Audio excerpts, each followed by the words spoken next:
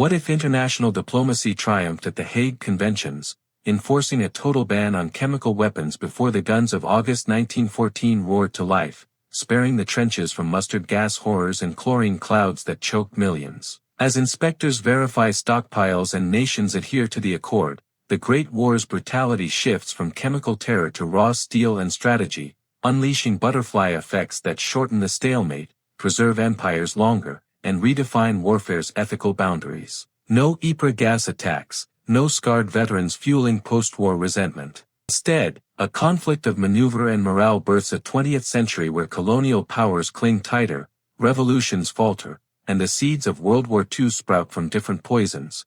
Yet humanity grapples with the unforeseen costs of a humane war that still claims souls in droves. The point of divergence crystallizes in the diplomatic chambers of The Hague in 1907. The Second Hague Conference, building on the 1899 Accords, debates chemical warfare amid rising tensions. In our timeline, delegates banned aerial projectile delivery of asphyxiating gases but left ground-based use ambiguous, loopholes exploited when desperation struck in 1915. Here, moral outrage prevails. British, French, and Russian delegates, haunted by Boer War reports and Japanese use of tear gas in 1905, push uncompromising language. American observers, led by Elihu Root, lend weight. President Theodore Roosevelt cables support for total prohibition. Germany, fearing naval blockade vulnerability to retaliatory chemicals, acquiesces under Wilhelm II's pragmatic advisors. The Hague Gas Convention of 1907 emerges ironclad, absolute ban on production, stockpiling, and use of all toxic agents, with international inspection regime and automatic sanctions for violations. By 1914, compliance holds. Pre-war stockpiles, French tear gas grenades, German experimental shells, are destroyed under neutral oversight. Military doctrines adapt, emphasis shifts to artillery precision, infiltration tactics, and mobile reserves. No Ypres Second Battle horror, chlorine clouds never drift over Canadian lines on April 22, 1915. The war's character transforms immediately. Trench stalemate persists, but without gas forcing deeper dugouts and constant masks, soldiers endure open-air misery rather than suffocating dread. Morale holds longer, desertions drop. Medical services focus on shrapnel and bullet wounds, not blistered lungs.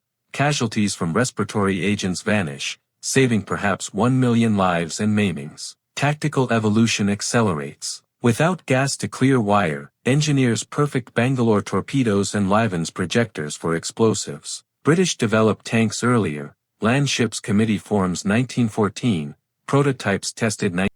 French emphasize stormtrooper infiltration, German Stoßtruppen refine without phosgene support. On the Eastern Front, Russia's Brusilov offensive of 1916 gains deeper penetrations, without gas counterbarrages halting momentum.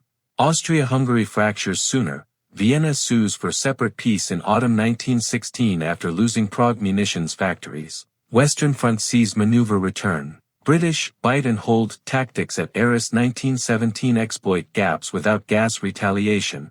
Tanks in hundreds, not dozens, support infantry.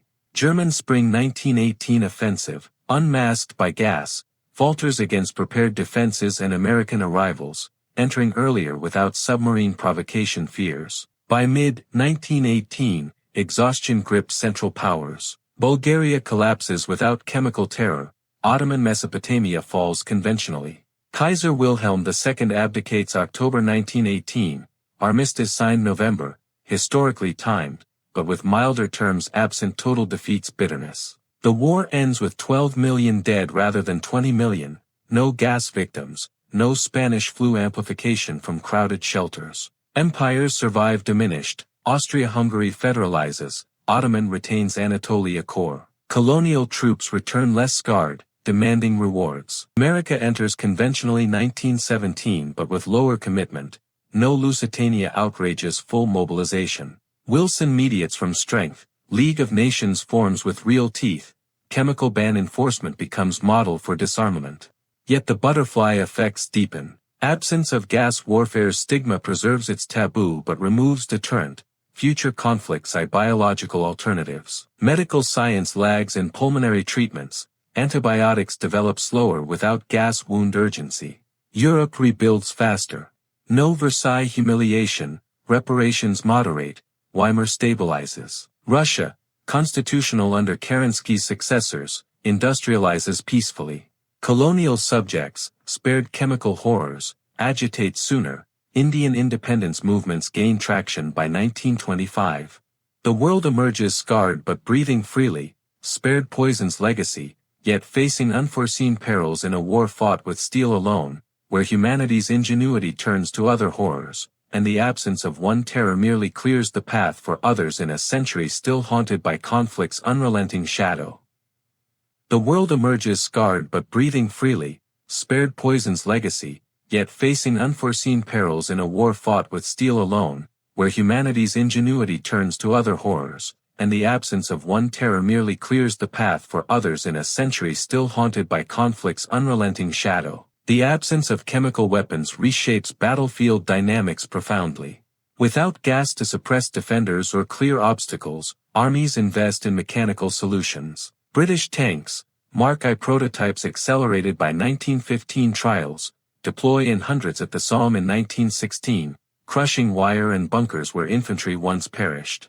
French Schneider CA-1 heavies follow suit, enabling deeper penetrations. German A-7V responses lag, but Stoßtruppen infiltration tactics refine without Phosgene support, yielding local breakthroughs. Major offensives gain mobility. The 1916 Brusilov offensive, unhindered by gas counter-barrages, captures 400,000 prisoners and threatens Budapest by autumn.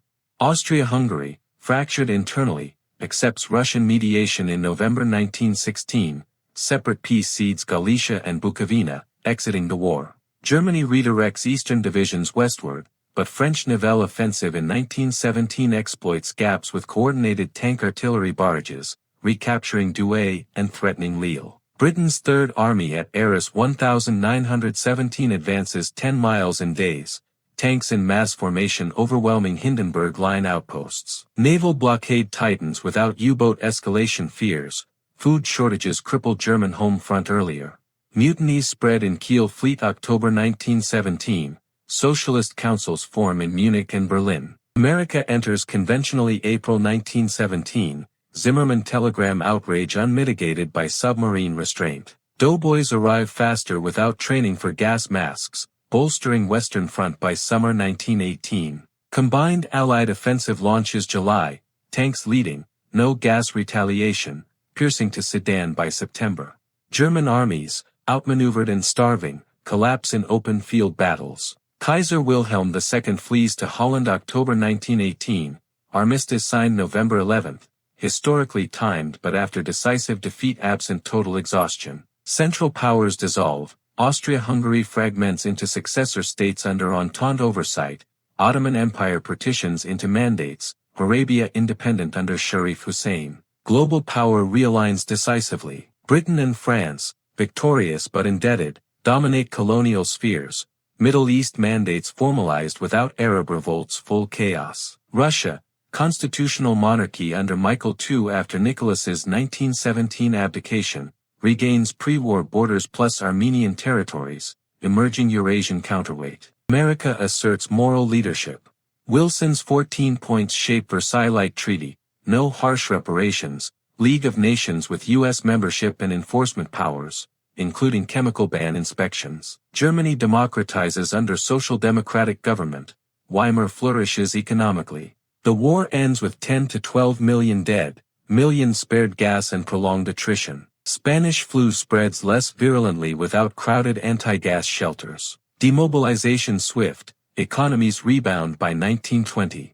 Yet shifts breed new tensions. Colonial troops, battle-hardened without chemical trauma, return demanding rights. Indian Congress radicalizes sooner. Egyptian revolt 1919 forces independence 1925.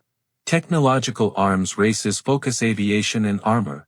Zeppelin bombers evolve into strategic fleets, tanks into panzer prototypes by 1925.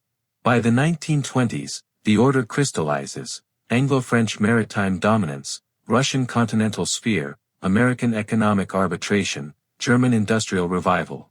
No Great Depression's depth, coordinated reparations and trade stabilize markets. Cultural golden age blooms, modernism unscarred by gas survivors' cynicism, jazz spreads freely.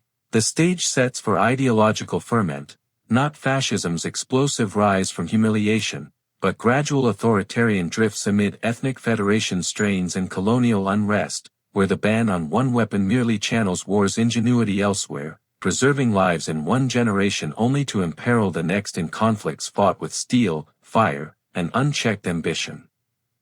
The stage sets for ideological ferment, not fascism's explosive rise from humiliation, but gradual authoritarian drifts amid ethnic federation strains and colonial unrest, where the ban on one weapon merely channels war's ingenuity elsewhere, preserving lives in one generation only to imperil the next in conflicts fought with steel, fire, and unchecked ambition.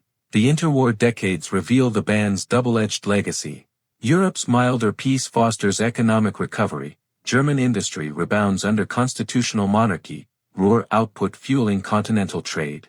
The League of Nations, strengthened by chemical enforcement success, mediates disputes, Locarno analogues bind 1925, averting Rhineland crises. Russia, constitutional and agrarian reformed, industrializes with British loans, exporting grain to stabilize markets. Politically, stability masks fragility. Habsburg Federation endures but ethnic parliaments deadlock, Czechoslovak demands clash with Magyar privileges. Russia suppresses Ukrainian separatism brutally 1920s, Panslavism orients Moscow toward Balkans. France, dominant in mandates, integrates Levant populations unevenly. Britain delays Indian reforms amid loyalty rewards, Gandhi's movement gains traction slower without wartime moral leverage. Socially, the war's humane nature preserves hierarchies. Without gas survivors' trauma fueling pacifism or extremism, veterans reintegrate quietly, class structures rigidify. Women's roles retreat post-war, suffrage spreads gradually, Britain 1924, Russia 1928. Anti-Semitism persists culturally without scapegoating for defeat, Jewish communities thrive in cultural spheres but face emigration pressures. Colonial empires consolidate. Britain administers Mesopotamia oil with Sharifian alliances, France expands Algerian settlement. No gas horrors radicalize colonial troops, Indian army remains loyal, suppressing 1920s unrest. Decolonization delays, Egyptian independence 1930 under monarchy, Indian dominion 1940. Technology emphasizes mobility. Tanks evolve commercially, Vickers exports to Russia 1925, aviation booms, imperial air routes connect London to Sydney 1930.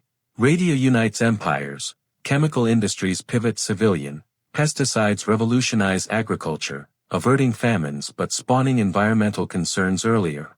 The 1930s see authoritarian consolidation. Japan, unchecked by league without chemical stigma, expands Manchuria 1931, Russian intervention sparks undeclared war 1935. Germany, rearming under nationalist chancellors, supports revisionism in Austria.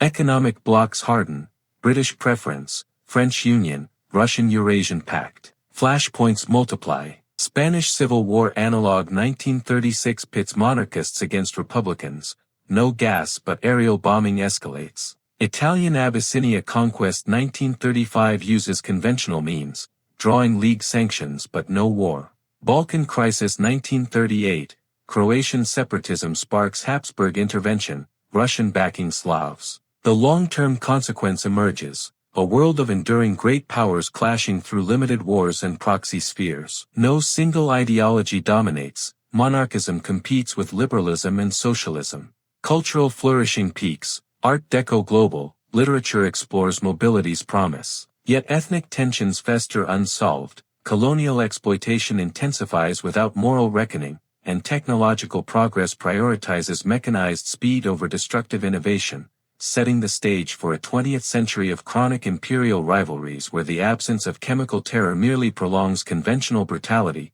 breeding resentments that simmer rather than explode, in a fragile balance forever teetering toward the next conflagration.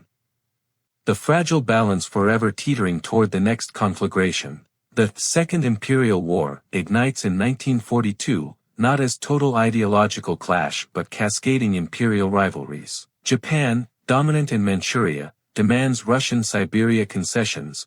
Moscow refuses, mobilizing the Trans-Siberian. Germany, eyeing Slavic revisionism, honors anti-Slav pacts with Tokyo, invading Ukraine in spring 1942. Britain and France, protecting Mediterranean mandates, declare war on the Axis bloc. America, isolationist under persistent neutrality, sells to all but commits nothing. Battles emphasize maneuver over annihilation. German panzer divisions, refined 1930s designs, sweep to Kiev but stall in steppe logistics without blitzkrieg's full surprise. Russian armies, vast and motorized from 1920s industrialization, counterattack with T-26 swarms, encircling pockets near Kharkov. Japanese forces capture Vladivostok but bleed in taiga partisans. Naval supremacy decides. British carriers dominate Indian Ocean, interdicting Japanese oil. German surface raiders harass Arctic convoys. By 1946, exhaustion forces mediation. America, wielding early atomic monopoly, tested 1945 without combat urgency, brokers Zurich armistice. Spheres solidify, Germany annexes Baltic states and western Ukraine, Japan retains Manchuria and Korea, Russia keeps Siberia core. Britain and France preserve African and Levantine holdings. Post-war order entrenches multipolar imperialism into the 1950s, 1990s. Proxy wars define eras. Indo-Chinese conflicts 1950s, African Mandate revolts 1960s, 1970s. No Holocaust or Gulag extremes, repressions brutal but decentralized. Technology prioritizes infrastructure. Maglev prototypes connect Berlin-Vienna 1960, Fusion Research Cooperative, Grids Online 1985. Space Multilateral, Lunar Base 1975, Mars 2005. Decolonization negotiated, India Confederates 1970, Africa Associated States 1980s. Violence limited, multicultural empires evolve into commonwealths. In our present day of January 5, 2026, this alternate world is stable, hierarchical, and interconnected. Global population 9 billion, higher without total war culls. Europe thrives as imperial confederation, Vienna parliamentary hub, Constantinople neutral zone. Russia energy titan, Japan tech leader in Asian sphere. America hemispheric powerhouse, never global policeman. China federal republics, democratic variably. Socially, tradition blends progress. Monarchy symbolic in Europe and Japan, women's leadership normalizes 1980s. Cultural fusion, Bollywood Berlin co-productions dominate. Environment managed early, carbon neutrality 2050 projections hold. The chemical ban spared immediate horrors, shortened World War I, preserved empires, but prolonged inequities. No revolutionary purges, but gradual authoritarianism. Humanity learned restraint in one domain, channeling destruction elsewhere. One convention's success in 1907 humanized one war, sparing lungs but not ambition, averting extremes yet extending rivalries, forging a century of managed empires over shattered ideologies. Victory over poison proved Pyrrhic, lives saved in trenches lost in prolonged shadows, where peace endured not through justice, but accommodation, and humanity paid in slower, subtler coin. Thank you for navigating this tempered timeline where gas never clouded the skies, and the world breathed easier, yet choked longer on empire's exhaust. What other forbidden fruits of war might humanity have plucked, or wisely left untouched?